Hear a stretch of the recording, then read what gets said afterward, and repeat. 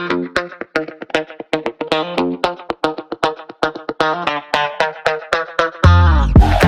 is happening, everybody? I'm Larry Roberts. And I'm Sarah Losi, and this is Branded, your comprehensive guide to creative branding.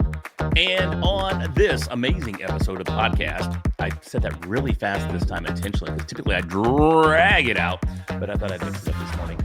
We have an amazing guest that, once again, we met at the Badass Business Summit over in Fort Worth, Texas, late last year. And then I got to tell you, when we met Liam, he blew me away. I mean, this guy, when it comes to positioning yourself on LinkedIn, I haven't heard from anyone better. I mean, he provided some insight that just blew me away, and we knew we had to have him on the show. So we're lucky enough to have him here with us today, because I'm telling you, if you've got a business and you're not on LinkedIn and you're not positioning yourself as a thought leader on LinkedIn, you're really missing the boat. So we've got Liam Darmody. Did I say that right? Darmody? That's yeah, right. Look at that. I'm a professional. I know how All it's right. said, of course.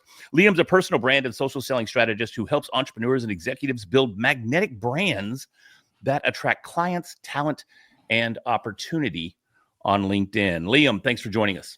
Thanks for having me. I'm excited to be here, and Happy New Year to both of you. Hope you had fantastic holidays. I'm looking forward to a kick-ass 2025.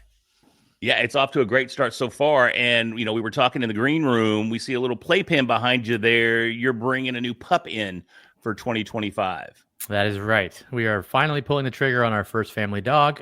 It's a golden doodle, 8 weeks old, and we're going to pick it up tomorrow, bring it home, and go through what it's like to have a newborn all over again. That's amazing. So I got to ask, though, our mutual friend, Donnie, how do you say his last name, Sarah? Bovine. Bovine. I thought it was Boyvin. I've always said Boyvin. He's never corrected me. Phonetically, you're correct. Okay. But then and I've been calling him Boyvin for 3.5 years until I went to SCN and heard it pronounced properly. Oh, wow. See, I guess I wasn't listening at SCN. Shocking. Oh, good. So, because I've known him for probably 5 or 6 years now, and he's never corrected me. But anyways, I don't even know where I was going. I got distracted by Donnie's last name. We were there at the event, and you were on a panel talking about LinkedIn. Oh, I know where I was going. I was going to say, are we going to document the life of the golden doodle like Donnie does with his baby goats on Sunday? I hadn't thought of that. I already looked up whether or not I could have an Instagram handle with the dog's name, but I didn't think about a LinkedIn handle. Your dog has to follow my dogs on Instagram. Okay, we'll do that. What's your dog's handle? At Harvey and Kevin. At Harvey and Kevin. Okay. He used to be Harvey to the rescue, but he got a brother. Makes sense. You got to make sure you fit in the sibling. Exactly. So ours is going to be called Lucky, same initials as me, LD. And I looked up Lucky Dude, and Lucky Dude is taken. Lucky Golden Doodle is taken. So I'll have to figure something else out. But yeah, maybe I will start. Lucky Dude the Doodle. Lucky Dude the Doodle. I like it. This is why you guys run Branded. Yeah. She's amazing. She comes up with stuff that nobody else would ever think of. I tell you that. Talk to us a little bit, Liam, about LinkedIn. I think a lot of people overlook it. And if I'm being 100% honest, I've gotten a lot better since the Badass Business Summit, but I'm in no way where I need to be on that platform. It's seen as like a job application platform or like a online resume, basically. But I know from just knowing you that is not even close to what it can be used for.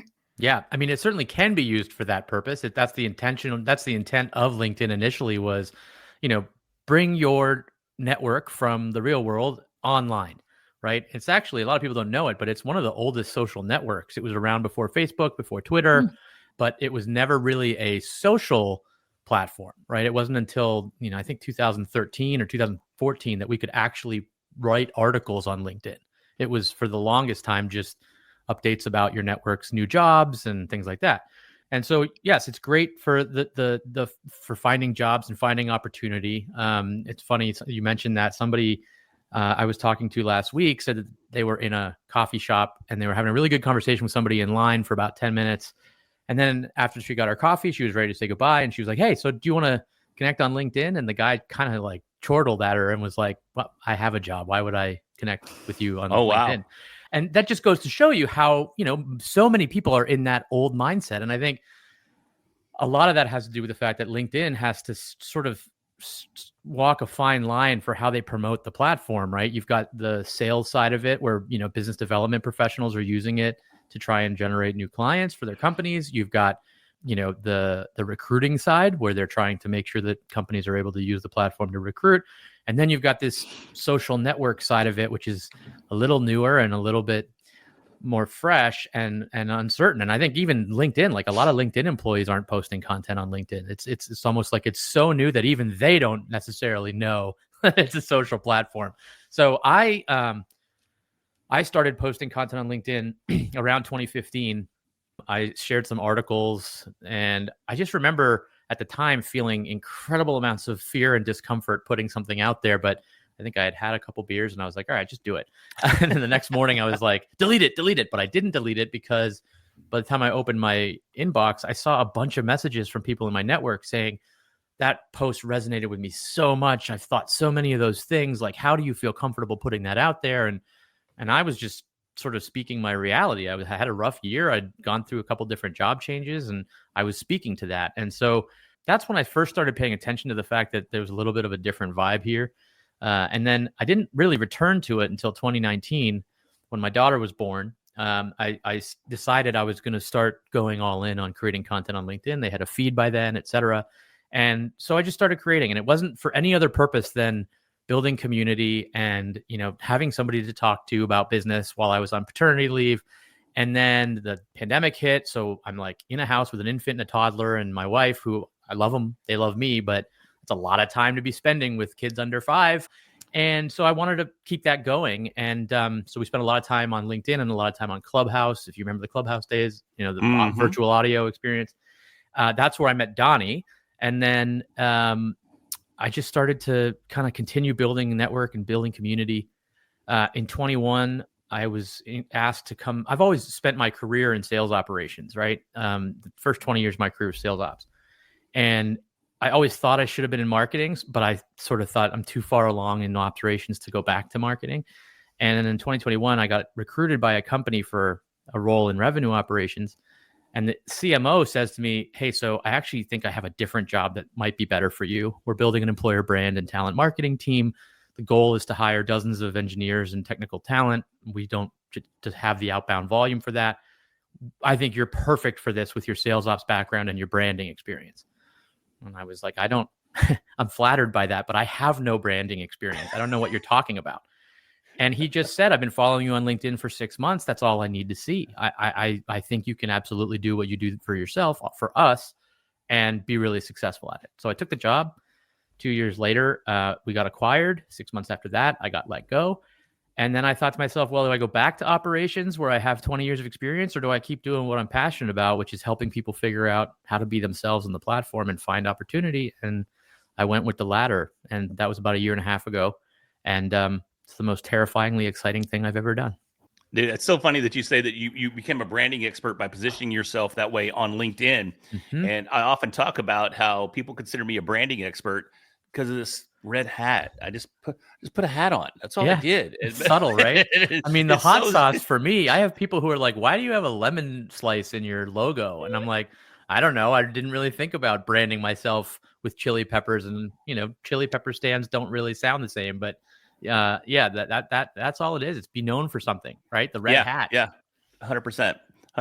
So I love that. And, again, I think so many people overlook LinkedIn. Yeah. And I see content out there, and I've especially been paying attention since the Badass Business Summit, but I see content out there that I go, this is not LinkedIn content.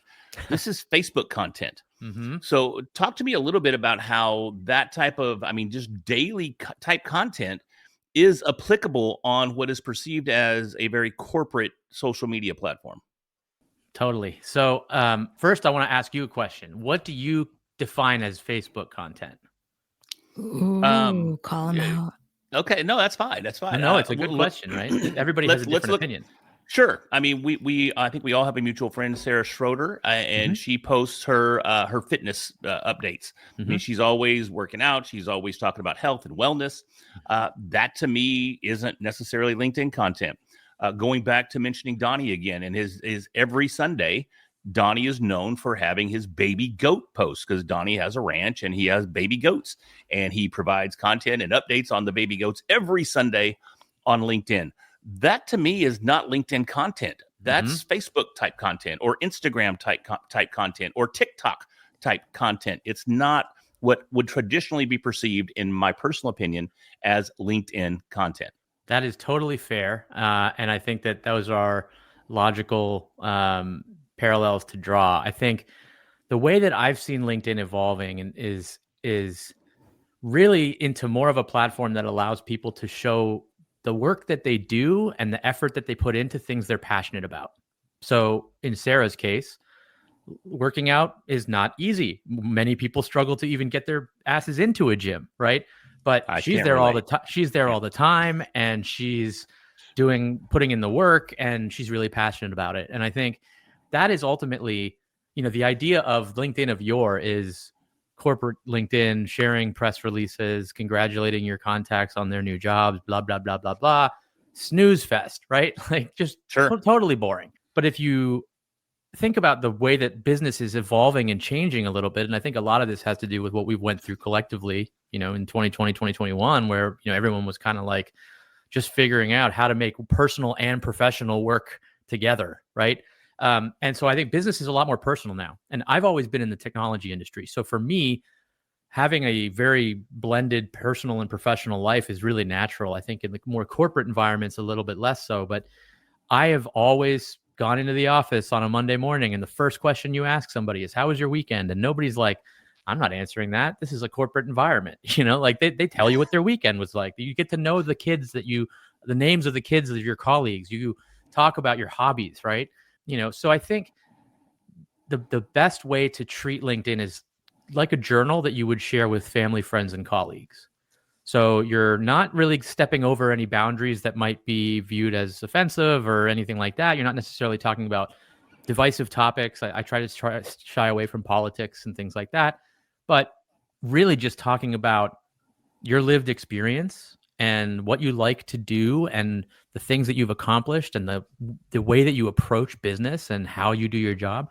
That's really what I think it's becoming. And I think if you look at all the other social media platforms that are out there, there's a lot of them that have, people that have pseudonyms. So they're keyboard warriors and they're just, trolling like crazy. That makes it a really unenjoyable experience for a lot of people. And then you've got other social platforms that, just are very much over indexing on negativity and, sensationalism. And a lot of people don't like that either. LinkedIn is kind of becoming, in my opinion, sort of the only authentic social platform we have, because there is sort of a built-in policing mechanism. People don't want their clients, their colleagues, their current, past, or future bosses to see them being a jackass on LinkedIn because there's too much risk associated with it. And so what that means is that the user experience for all of us is better because everyone's trying to be on their best behavior, for lack of a better term. What you said before, someone had said, why would I be on LinkedIn? I already have a job. Yep. You and I had a call a couple months ago, and I honestly wish we had recorded that conversation because it was such a good conversation. But we were talking about building your personal brand and building your LinkedIn content, creating LinkedIn content, even if you are an employee. Yep. And we were talking about how companies are afraid of that.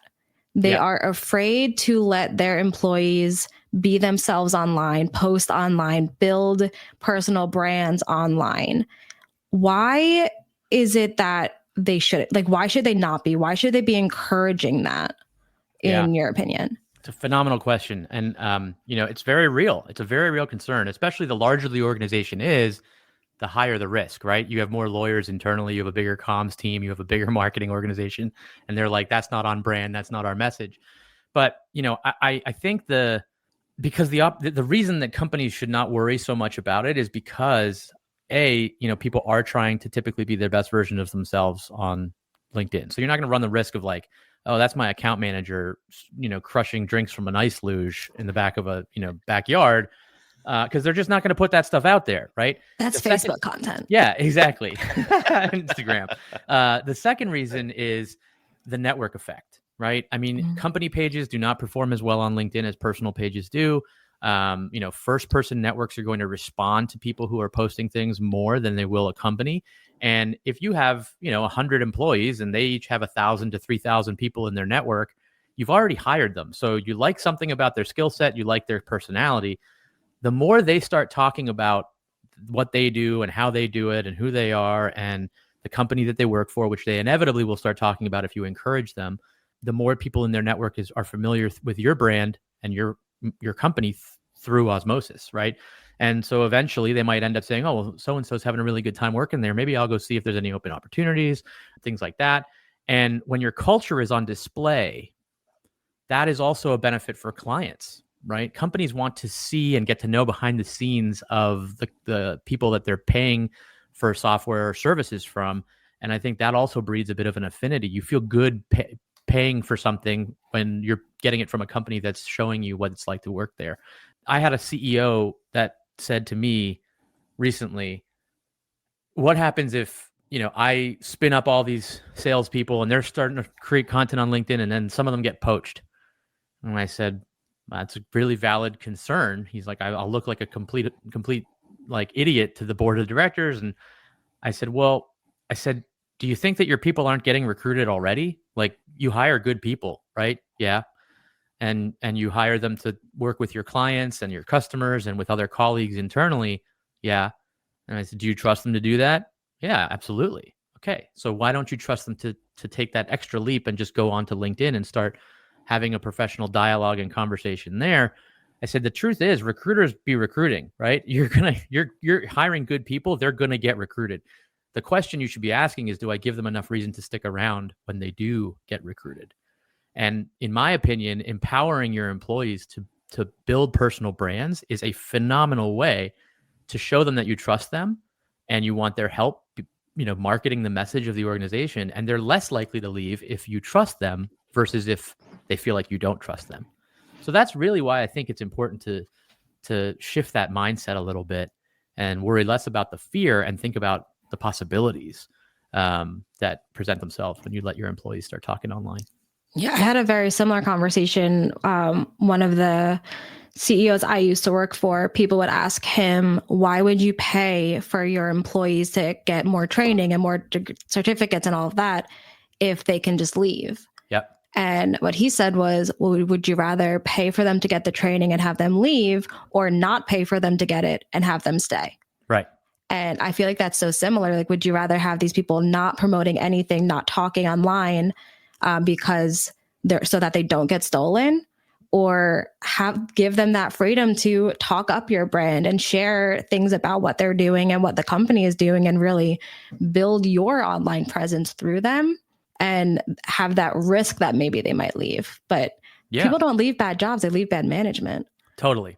And think about it, even the next step. Like, if you're coordinating a strategy for this, right? If you have an employer brand strategy where you set up 52 weeks of a content calendar and you say, this week we want to hear you guys tell us what, the top 3 adjectives that define a fantastic leader, right? You're not telling them what to write. You're just saying, we'd love to know what you think. Put it out there and see what happens. If you want to tag your leader, go ahead. If you don't, that's fine too. But and then you start promoting that internally. You say, this week we'd love to see all of you talk on LinkedIn about this one question. And you're guiding them, but you're not telling them what to say. Then you're including them in the process of branding. And that's a fun process. Branding is fun. Like, you all know it. I know it. And so I think that's really useful. Anybody can be in marketing now. Even, your CFO, your finance analyst, like, anybody can help you market your company. I think ultimately what companies need to do is stop thinking about employees through the lens of like, they're going to be here for 10 or 15 or 20 years. That doesn't happen anymore. People leave yearly or every 2 or 3 years. So treat them more like athletes, right? You've signed them to a contract. They're going to be here for a while. You probably want them as long as you can if they're good employees. But at the end of the day, they're going to go somewhere else eventually. So you have 2 options. One is you like muzzle them and don't let them be themselves online. And then, they'll stay their time and then they'll leave. Or you give them the opportunity to build their personal brands and represent your company while they're with you, get the most out of them.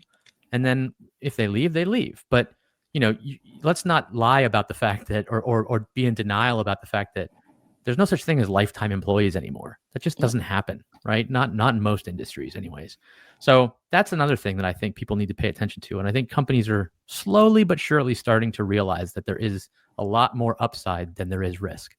I kind of want to dial it back a little bit if we can. And because you were talking about the different platforms and how some of the platforms, they're just so toxic, and some of the other platforms that one of the things that I'm seeing is an evolution on these platforms. And I'm hearing about, and I don't even really understand it because I haven't dug into it too much, but they're going to have AI generated accounts on these platforms. What's your thought there? And have you heard of anything? I haven't heard anything specifically about LinkedIn, but obviously X has AI bots all over it. Facebook's about to introduce it. Instagram's about to introduce them. But I haven't heard anything about LinkedIn. What's your thoughts on that? And have you heard about LinkedIn doing that as well? So I think it wild times we're living in, first off, where, you've got big social platforms that are creating fake humans to be on the platform looking like real humans. It's a very insane, dude. It's crazy. Interesting approach. And I think, honestly, that's one of the reasons that LinkedIn is a standout, because they not only do they encourage you to validate your identity, right? Like you can actually verify your identity through LinkedIn. It doesn't cost you anything. And it's actual verification, right? Like X had the badge thing where it was like verify your identity, but it was like you kind of just said, yeah, I am who I am. And then you got the badge because you paid $8 a month. Right. That's not verification. LinkedIn lets you verify your identity, and they're very, very focused on making sure that, you are who you say you are. Your picture is an accurate reflection of who you are. Up until recently, I just learned that you can actually put caricatures or cartoon images of yourself in there. Up until recently, you were only able to use a photo of yourself on the platform. And if they found you with something else, then they would, tell you to take it down or restrict your account. So I actually think that that's almost like the stars aligning for them perfectly.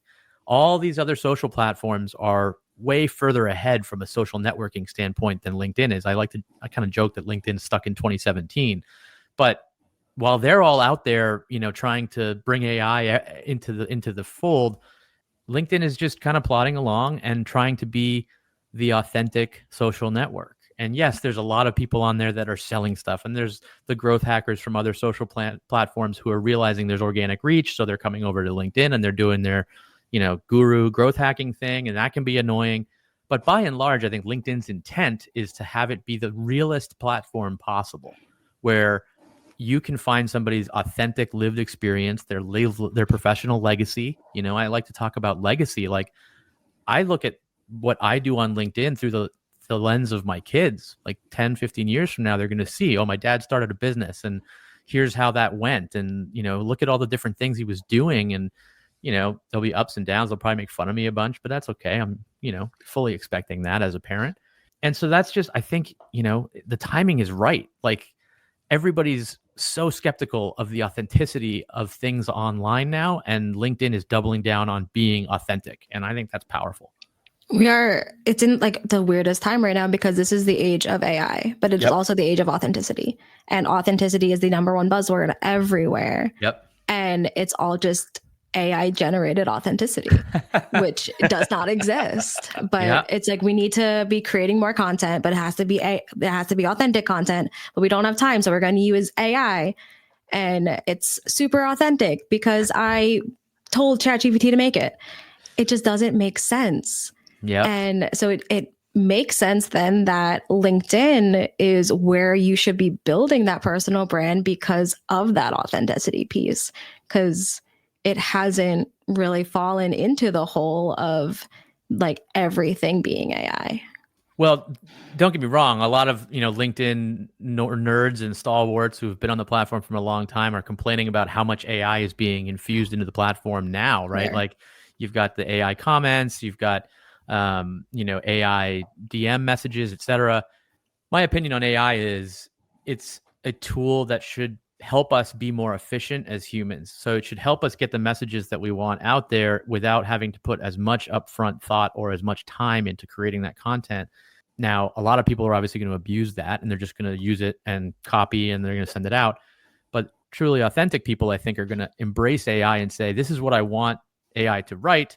And then it turns you from a writer to an editor. So like writer's block is no longer a thing. You're not having to invest tons of time in like the thought process. You have a tool that can help you spin something up, and then you kind of edit it and put your twist on it. Now, I personally love the process of writing. I don't really use AI for my content because I enjoy writing, but I think there's a lot of people who don't, and that I think it's fine for them to use it. Just make sure you're figuring out how to put your voice on it. Like if you use AI to generate a piece of content and you don't think you'd ever say that, then change it. You know what I mean? Like put your voice into it. And, you can download your entire data archive from LinkedIn and they will give you every post you've ever written. So you just upload that to an AI tool and you've already got your own small large language model, right? I think I had like 289,000 comments and 4,000 posts. So, Claude does a pretty good job at replicating my voice now. I just have to give it the inputs and tell it what I want. But again, I'm not really using it that much because I love the writing process. Well, I think it was Sarah that said this a few weeks back, in that for this year, I think people are going to want more, we'll just say authenticity, but they want more real content. They want real individuals, real humans delivering this content. And I consume a ton of YouTube content. And as of late, for whatever reason, my algorithm keeps serving me up these new channels that have 1 or 2 followers, and they're completely AI generated channels. Are they really? Even though, 100%. Wow. And even though it might be a topic that I'm interested in, I won't watch the video. Once I realize, this is AI, I'm like, nah, I'm out. Yep. And it's easy to pick up on it. I mean, they pronounce words wrong. Yep. The images don't necessarily correlate with the message of what's being said. I mean, it's pretty obvious. Or they have a reel of the topic and it just repeats that same 1 minute video over and over and over for the scale of a 15-minute video. But it's 100% AI generated, and I don't even consume it, and I'm the AI guy. Yeah. So, I think that just really drives home the point that authenticity and real humans delivering these messages and delivering this content is absolutely essential. Yeah. I think LinkedIn also now is leaning a lot more into video. They're getting on board. They now have that endless scroll for the vertical videos, which is new for that platform and everything. And I think part of that is that authenticity piece, because ChatGPT can write you a post, but it's a lot harder to fake a video. Yeah, totally. I think that the timing is perfect for LinkedIn to have video. There were a lot of people who complained about that too. They were like, this is not TikTok, this is not Instagram, etc. But, LinkedIn was actually first to do video before Reels were even a thing. LinkedIn had stories, and stories were successful for about a year, and then they sunset the product. There just wasn't enough adoption. People weren't ready for it yet. But I think, the video feed is a phenomenal way, to your point, to get your authentic voice out there. It is your voice. I mean, there are tools like HeyGen where you can create avatars that look, talk, sound like you, but, they're not perfect. And I think a lot of people will still move towards the authentic video creation piece. Voice is powerful. You guys are on an awesome podcast. Like, voice is so powerful. You can hear the passion, the intonation, the expression. And I think that's a really good thing to add to that platform. So let me ask you this, Liam. If someone wants to just get started on LinkedIn, what do you recommend as the foundation for building that account and building that brand right out of the gate? Yeah, so I basically coach 4 different pillars. The first is making sure that you're treating your profile like a landing page. So think like a marketer, right? Everybody who lands on that page is not just a recruiter. There are people that are seeing your content. There are people of all different walks of life. Like, you have a 2,600 character about section that you can talk about what you do and who you are and your interests, right? Give people as much information as you can within that profile that makes them get to know who you are and want to reach out to you, right? The second is figuring out how to find the people that are creating content on the platform that you're interested in, so that your feed is inspiring. It makes you want to jump into the conversation. It makes you want to build new connections with people. The comment section on LinkedIn is a phenomenal place to hang out.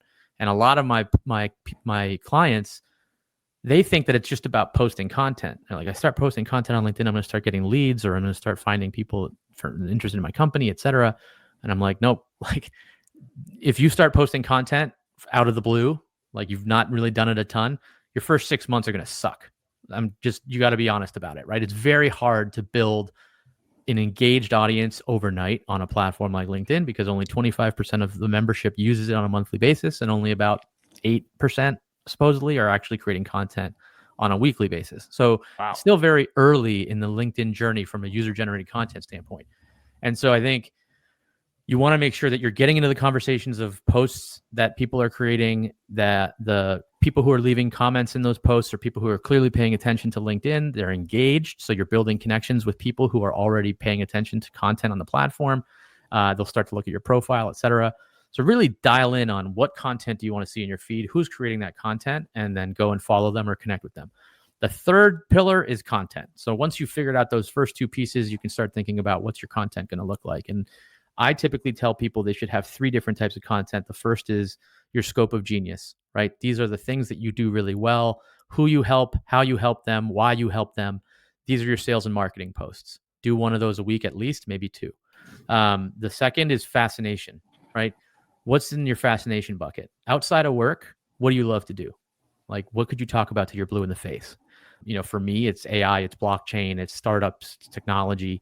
I love innovation. That's kind of my fascination. So that content is good. And the reason you want a bucket of content that is fascination is that not all of your network is going to be a customer or a client of yours, right?